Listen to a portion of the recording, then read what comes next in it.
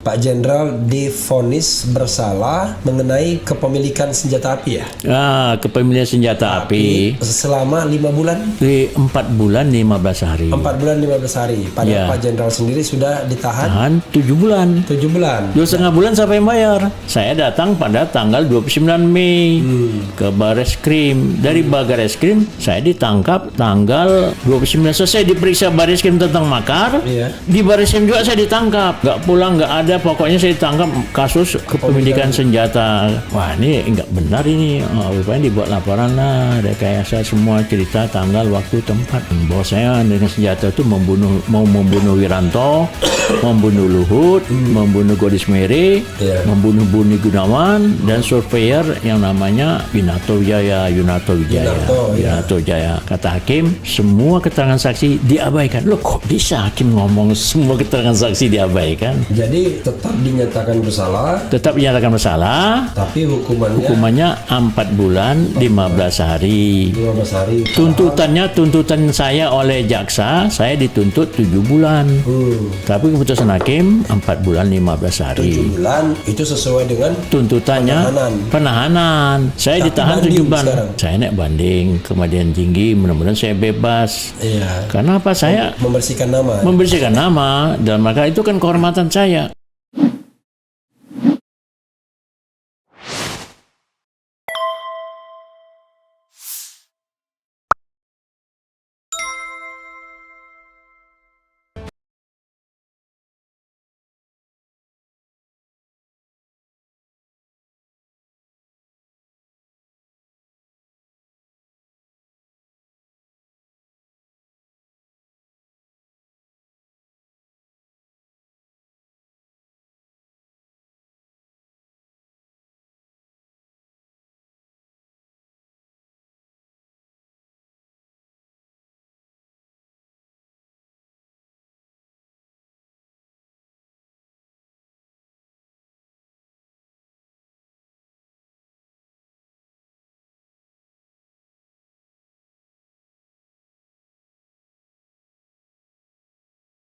Kapan tuh divonis kemarin? Tanggal 20 kemarin, hari Jumat. 20 September. Ya, hari Jumat. 20 September Jumat itu. 24 ya. Hari Jumat itu hari Jumat. Ya pokoknya kira-kira. Ya, hari Jumat yang baru-baru ini. Ya, hari Jumat yang lalu. Pak Jenderal divonis bersalah mengenai kepemilikan senjata api ya? Kepemilikan senjata api selama 5 bulan? 4 bulan 15 hari. 4 bulan 15 hari. Padahal Pak Jenderal sendiri sudah ditahan 7 bulan. 7 bulan. 2,5 bulan sampai bayar. Iya, di itu kejadiannya tahun 2019. Menjelang Pilpres. Udah selesai Pilpres kan tanggal 3 ya, tanggal pengumuman itu Pilpres itu tanggal 17 April. 17 April. Ya. 17 April betul. Nah, ya 17 April. Nah, selesai pengumuman itu ke tanggal 3 Mei ya. Ya, lupa saya. Mei ya. Kemudian saya mimpin demo di lapangan Banteng. Sama Banteng bersama Egy Sujana. Oke. Tapi saya nggak sempat orasi karena saya terlambat datang. Egy Sujana orasi. Ini ditangkap karena demo itu makar. Saya demo juga di Bawaslu. Oke, yang 2021. Yang ke-21 yang tanggal 9. Oh, tanggal 9-nya. 9-nya Mei. Kemudian saya diperingatkan sama Wiranto melalui orang lain. Beritahu Kiflan kalau ada nanti dia di Jakarta, saya ditangkap, kata Wiranto. Karena ada peringatan Wiranto gitu, saya nggak apa waktu pengumuman di MK itu saya nggak.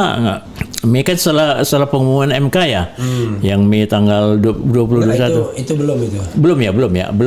Ya, yang setelah pengumuman MK Juni. Kalau yang itu demo setelah pengumuman ya, demo kekacauan itu. Saya nggak ada di Jakarta, saya di Batam karena istri saya sakit di rumah anak saya. Nah, saya ke Batam. Saya nggak ada di Jakarta kejadian 21-22 Mei itu. Dan saya sudah dengar bahwa kalau saya ada kerusuhan itu saya ditangkap. Berarti saya ada kejadian saya merancang untuk kerusuhan. Lalu kemudian kenapa tiba-tiba ada soal kepemilikan senjata ini? Nah, jadi setelah tanggal 9 April 9 Mei saya demo di Bawaslu, saya diperiksa kasus makar. Oke, makar itu yang kasus yang mana? Kak, makar yang demo di Bawaslu. Oke. Mau makar lah saya itu bahwa Sampai sekarang itu udah selesai. Nah, jadi kemudian saya diperiksa tanggal 13. Iya. 13 Mei 2019 saya diperiksa di Polda. Iya. Kemudian udah selesai di Polda, saya pulang ke Batam lagi. Mau diperiksa lanjutan saya. Periksa diperiksanya saya di bawah di Barreskrim. Saya mau diperiksa nanti tanggal saya nggak bisa datang. Saya bilang nanti karena saya tahu ini ada mau kerusuhan ini, kalau saya datang saya nanti bisa dituduh lagi gitu toh. Nah, kemudian tanggal 21 saya mau diperiksa, saya nggak datang. 21 Mei. 1 Mei.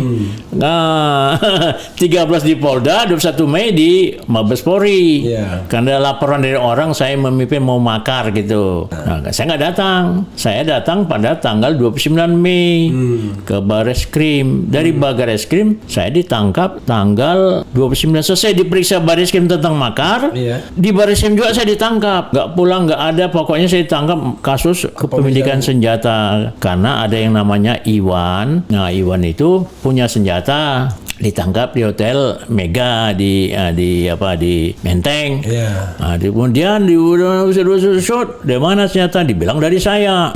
Saya merintahkan itu dia punya senjata pistol revolver. Dibilang dari saya. Berapa satu senjata? Ada satu senjata di situ. Nah, kemudian kembangkan dia buat pengakuan bahwa ada saya minta senjata panjang, minta senjata Meyer kecil. Iya. Nah, dituduhnya dibuat dari situ setelah kerusuhan 21-22 Mei. Saya ditangkap di tanggal 29 Mei, tapi tanggal 28 Mei di TV udah sebut bahwa otak dari semua kerusuhan 21-22 Mei yang di Petamburan, di Selipi yang terbunuh ada 14 orang tapi dibilang 9, itu kejadiannya sayalah yang bawa senjata itu. Perintah saya lah. 21-22 Mei. Padahal saya ada di Batam, baru sudah datang dari 9 Mei. Di tanggal 28 sudah sebutkan saya lah otaknya.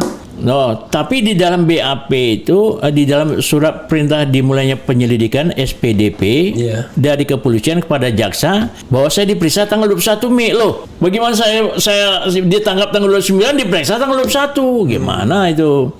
Jadi ada yang tidak matching lah, bahwa pertama saya di bulan otaknya tanggal 28 Mei, saya ditangkap 29. Kok bisa otak? Tanggal 29. Kemudian SPDP tanggal 21 Mei 2019. Itu saja saya sudah, wah ini enggak benar ini. Rupanya dibuat laporan lah, rekayasa semua cerita tanggal, waktu, tempat. Bahwa saya dengan senjata itu mau membunuh Wiranto, membunuh Luhut, membunuh Godis Mere, membunuh Buni Gunawan, dan surveyor yang namanya Yunarto Wijaya. Saya otaknya, perintahkan kepada Iwan. Si Iwan itu punya senjata 2017. Saya dituduh memberikan uang 2019 tanggal 29 Februari 2019 ngasih uang. Padahal saya ngasih uang sama si Iwan tuh tanggal 9 Maret 2019 dalam rangka untuk demo di depan istana, dalam rangka menghadapi 11 Maret Super Semar jangan dicabut karena ada rencana kedengaran, mereka menuntut supaya dicabut Super Semar untuk peringati. Saya kasih dana dia si Iwan, betul saya kasih dana karena kan untuk demo di depan istana supaya jangan dicabut tentang Super Semar. Nah, dituduhnya saya ngasih uang 9 Februari. Padahal pengaku Iwan bulan Maret. Kok dirubah menjadi Februari? Itu sudah semua rekayasa. Nah, tapi saksi, bukti, fakta, senjata tahun 2017 sudah punya, 2018 ada fotonya si Iwan pegang itu senjata 2018. Oke. Nah, memang senjata dia itu. Senjata dia, bukan senjata saya. Nah, direkayasa lah bahwa itu atas perintah saya ngasih uang, padahal uang itu untuk demo. Jadi antara tanggal, waktu, tempat, locus tempus. Locus tempus. Udah nggak benar semuanya, tapi saksi mengatakan senjata bukan milik saya. Dia kasih ini dulu fotonya. Iya, si Iwan, ini fotonya senjata panjang ini. Saya kasihkan ke hakim. Keterangan saksi yang mengatakan senjata bukan milik saya oleh hakim diabaikan. Kata hakim, semua keterangan saksi diabaikan. Loh, kok bisa hakim ngomong semua keterangan saksi diabaikan? Jadi tetap dinyatakan bersalah, Tetap dinyatakan bersalah. tapi Hukumannya 4 bulan 15 hari. 15 hari. Tuntutan saya oleh jaksa, saya dituntut 7 bulan.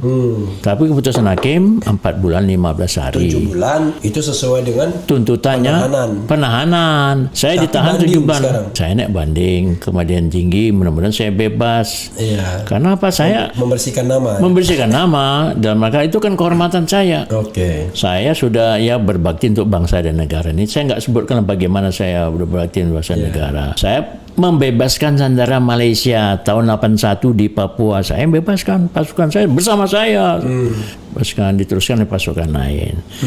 Membebaskan sandera di Filipina 2016, 2017. 4 kali saya membebaskan. Itu. Kemudian mendamaikan pemberontakan Moro di Filipina Selatan. Damaikan Profesor Miswari sebagai pemberontak. Moro Islamic Liberation Front, Moro Liberation Front dengan Presiden Fidel Ramos. Saya pertemukan damai 96 selesai mas saya. Ketemu di hutan-hutan lah. Oh, oke. Presiden Fidel Ramos sama pemberontak saya pertemukan di hutan. Saya langsung physically saya bawa itu Miswari, yang kontingen lain orang saya tuh bawa Presiden Ramos ketemu dan Oke. saya bebasan itu. Kemudian bebasan sandera ini di Timur saya pangkat naik luar biasa. Maksudnya biasanya orang umpamanya 17 tahun, saya 15 tahun sudah naik pangkat menjadi letnan kolonel. Orang biasanya naik pangkat untuk mayor itu 11 tahun, saya 9 tahun sudah naik pangkat. 2 kali saya naik pangkat luar biasa. Di Papua sekali kapten ke mayor, ya karena saya di daerah sekarang yang Ilaga Puncak Jaya yang banyak ditembak itu, saya sapu bersih dengan helikopter. Saya bergerak dengan helikopter, saya sapu bersih mereka tahun 1977. Itu kejadian itu sudah sejak lama. Itu pemberontak separatis ya, dibilang pemberontak, dibilang sekarang KKB kriminal bersenjata, ya senang lah dia. Kita tentara nggak bisa bergerak karena kriminal. Tapi kalau separatis, tentara yang bergerak.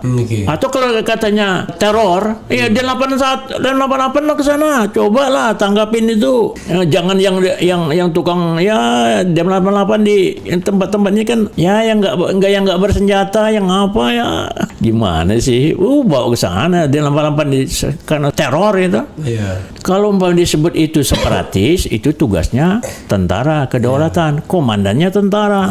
Sekarang komandannya polisi. Karena KKB kriminal. Jadi tentara menjaga kedaulatan nggak bisa bergerak. Pertama, dana dipegang sama polisi. Dana operasional sampai dia punya untuk mendapatkan ini. Cucu saya bergerak sekarang ada di Papua dari batalion. Ada Cucu saya ada Letnan 2. Cucu kandung saya Batuan 114. Perlengkapannya kurang. Naik defense-nya untuk mencari malam, perlengkapannya kurang, beli sendiri. Bayangkan orang operasi alat peralatan beli sendiri, ransel beli sendiri. Ini benar kok. Kenapa? Dana kan jatuh kepada polisi untuk operasional. Komandannya polisi. Mestinya kan jatuhnya kepada kita kalau umpamanya itu sifatnya menjaga kedaulatan. Tentara yang di depan, komandannya tentara. Pantasnya itu sana di Papua itu komandannya tentara. Yaitu yang namanya adalah dia sifatnya separatis. Kalau teroris bisa 2, teror bisa polisi, bisa tentara sekarang kan boleh. Di tugas-tugas yang lain. Kenapa? Ya pemerintah mungkin takut nanti daerah itu dikatakan daerah separatis, ya mungkin luar negeri jadi ikut-ikutan mungkin. Karena itu daerah konflik, daerah perang. Jadi urusannya bukan urusan lagi dalam negeri, tapi urusan antar kedaulatan. Antar kedaulatan. Ini kan pengennya dianggap masalah internal. Itu. Jadi susah juga. Bagi tentara juga susah, bagi negara pemerintah susah. juga susah.